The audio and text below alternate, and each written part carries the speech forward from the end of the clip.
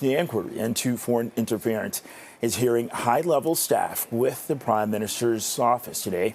And for more, let's bring in CTV's Colton Prell. Colton, what do we expect to be hearing, and whom do we expect to be hearing from today?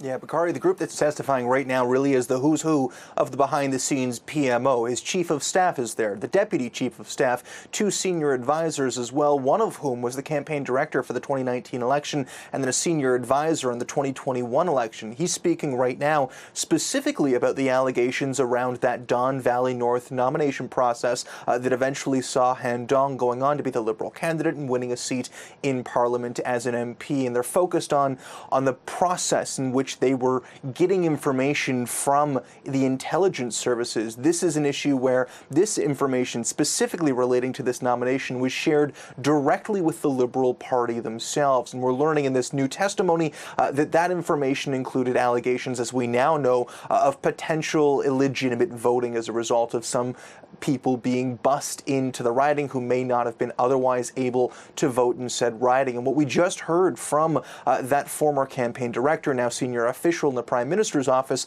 is that with that information, there wasn't enough for them to act. They looked into the issue. They didn't see any discrepancies or irregularities at the time and felt it inappropriate to ask government officials, as they're a Liberal Party, they're a political party, they felt it inappropriate to ask public servants to do more digging on the issue. And so they conducted their own investigation, didn't see any issues, and proceeded as planned. PM was made aware of this, but not on a microscopic level. And so that testimony is continuing right now. What we're also hearing, though, from the chief of staff for the Prime Minister was that the information that was given to them wasn't always perfect, that they did have to question the information, and there were times where that information was incorrect, sometimes potentially leading to possible consequences, but information was corrected once these issues were brought to the attention of the intelligence agencies or intelligence officials that provided it. And so that's something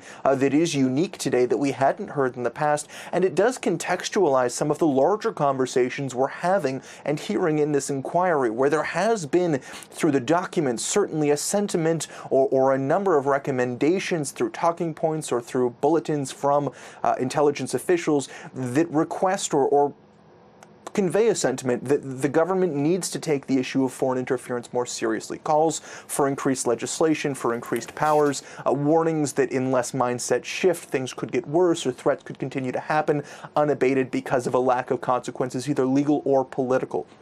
That's something we're seeing in the documents. In testimony, though, from these top officials, for example, the clerk of the Privy Council office, that's one of the highest advisors to the Prime Minister who is part of the public service, and again through the National Intelligence and Security Advisor, similar sort of role, the security advisor to the PM, but again a public servant, so non-partisan. We heard from them that while there were likely incidences of attempted foreign interference, that's not really up for debate. This was happening. There were foreign countries and state actors trying to put interference or influence on the democratic process.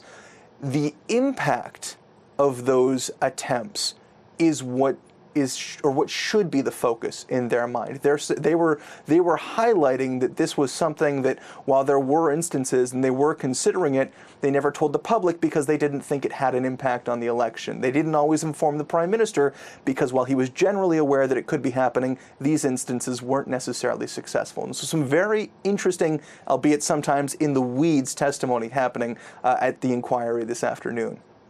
Okay, let's look at some of the new information we can expect from today's witnesses. CTV's Colton Prell. Colton, thank you.